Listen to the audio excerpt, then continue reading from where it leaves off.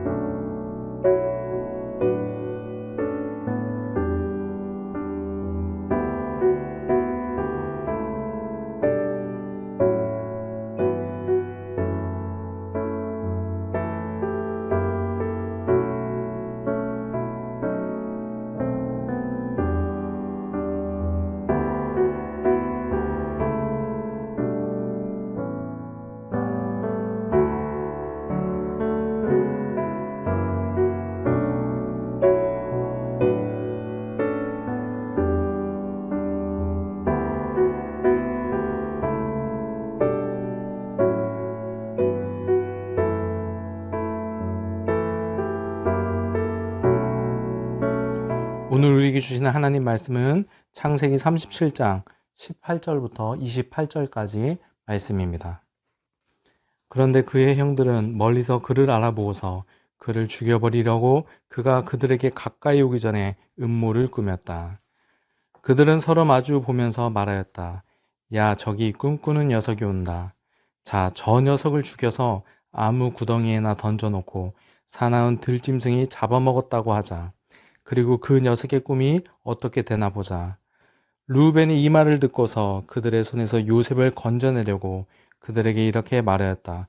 목숨만은 해치지 말자. 피는 흘리지 말자. 여기 들판에 있는 구덩이에 그 아이를 던져 넣기만 하고 그 아이에게 손을 대지는 말자. 르우벤은 요셉을 그들에게서 건져내서 아버지에게 되돌려 보낼 생각으로 이렇게 말한 것이다. 요셉이 형들에게로 오자 그들은 그의 옷, 곧 그가 입은 화려한 옷을 벗기고 그를 들어서 구덩이에 던졌다. 그 구덩이는 비어있고 그 안에는 물이 없었다. 그들이 앉아서 밥을 먹고 있는데 고개를 들어보니 마침 이스라마의 상인 한떼가 길르앗으로부터 오는 것이 눈에 띄었다. 낙타에다 향품과 유황과 몰약을 싣고 이집트로 내려가는 길이었다. 유다가 형제들에게 말하였다. 우리가 동생을 죽이고 그 아이 피를 덮는다고 해서 우리가 얻는 것이 무엇이냐? 자, 우리는 그 아이에게 손대지 말고 차라리 그 아이를 이스마엘 사람들에게 팔아 넘기자. 아무래도 그 아이는 우리의 형제요, 우리의 피부치이다. 형제들은 유다의 말을 따르기로 하였다. 그래서 미디안 상인들이 지나갈 때 형제들이 요셉을 구덩이에서 꺼내어 이스마엘 사람에게 은스문양에 팔았다. 그들은 그를 이집트로 데리고 갔다. 아멘. 오늘 본문의 말씀은 요셉의 형들이 요셉을 애굽의 노예로 파는 장면입니다. 우리가 잘 알고 있는 말씀이죠. 사실 요셉의 형들은 요셉을 노예로 파는 것이 아니라 죽이려고 하였습니다. 오늘 우리가 읽은 본문 20절에 보니까요. 형들이 이렇게 말하는 것을 우리가 볼 수 있습니다. 자, 저 녀석을 죽여서 아무 구덩이나 던져놓고 사나운 들짐승이 잡아 먹었다고 하자. 원래 노예로 파는 것이 아니라 동생을 요셉을 잡아 죽이려고 했던 것입니다. 여러분, 물론 이복 동생이지만 어떻게 동생을 죽이려고까지 생각을 했을까요? 그러다가 유다의 제안으로 이집트로 가는 상인들에게 요셉을 팔아버리게 됩니다. 여러분, 형들의 손에 붙잡혀서 애굽의 노예로 팔려갔을 때 요셉이 얼마나 애원했겠습니까? 그러나 형들은 결국 요셉을 애굽에 팔아버리게 됩니다. 요셉 형들이 요셉에게 이렇게 한 이유가 무엇일까요? 바로 그의 아버지 야곱의 편애 때문입니다. 야곱은 그의 자녀들 중 특별히 요셉을 편애했습니다. 창세기 37장 4절에 보면요. 형들이 요셉을 미워하는 이유가 나오는데 성경에 이렇게 증언하고 있습니다. 형들은 아버지가 그를 자기들보다 더 사랑하는 것을 보고서 요셉을 미워하며 라고 말하고 있습니다. 여기 성경에 분명히 형들이 왜 요셉을 미워하고 있는지가 나와 있죠. 또 형들이 요셉을 미워한 이유가 한 가지가 더 있습니다. 바로 철없는 동생 요셉의 행동 때문입니다. 요셉은 자신이 꿈을 꾸었는데 가족 모두가 자신에게 절하게 될 것이라고 철없이 이야기하기도 하였습니다. 여러분, 아버지의 사랑을 받는 동생이 형들이 자신을 향해 절하게 될 것이라고 말을 하는데 사실 형들이 볼 때 그 동생이 얼마나 미웠겠습니까? 또 창세기 37장 8절에 보면 이런 말씀이 있습니다. 형들은 그의 꿈과 그가 한 말 때문에 그를 더욱더 미워하였다. 형들이 요셉을 미워한 이유가 여기도 나와 있는데요. 형들이 요셉을 미워한 이유는 요셉의 꿈뿐만 아니라 요셉의 말 때문이었다고 또 증언하고 있습니다. 요셉이 한마디로 잘난 척하면서 말했던 것입니다. 이처럼 형들은 요셉을 미워할 만한 이유가 있었습니다. 그러나 여기서 우리가 중요하게 기억해야 될 한 가지 사실이 있습니다. 형들에게 아무리 요셉을 미워할 만한 이유가 있었다 하더라도 동생을 죽이려고 하고 결국 노예로 팔아버린 것까지는 정당화될 수 없다는 것입니다. 아무리 내가 상처를 받았다고 할지라도 그렇다고 해서 다른 사람을 공격하는 것, 원수를 갚는 것이 우리에게 정당화될 수는 없습니다. 우리가 살다 보면 때론 사람들에게 상처받을 때가 있습니다. 또 받은 상처가 크면 상처를 준 사람에게 복수하고 싶은 것이 우리의 마음입니다. 그러나 하나님을 믿는 사람은 복수해서는 안 됩니다. 우리는 사람에게 복수하는 것이 아니라 하나님 앞에 그 상처받은 마음을 끌고 나아갈 수 있어야 합니다. 여러분, 우리가 모든 것을 다 이해할 수 없지만 우리가 상처받게 된 상황도 하나님이 주관하고 계신다는 사실을 믿으시기 바랍니다. 여러분, 상처받았을 때, 또 시험 들었을 때 사람에게 나가지 마시고 하나님께 나가시기 바랍니다. 기도의 자리로 나가시기 바랍니다. 그럴 때 하나님이 반드시 여러분의 상처와 여러분의 아픔을 아름답게 바꾸어 주실 줄 믿습니다. 이 시간 나눈 질문 하겠습니다. 우리 말씀을 듣고 은혜 받은 것들을 함께 나누는 시간입니다. 나눔 질문은 지금 나의 삶을 힘들게 하는 상처와 아픔은 무엇입니까? 입니다.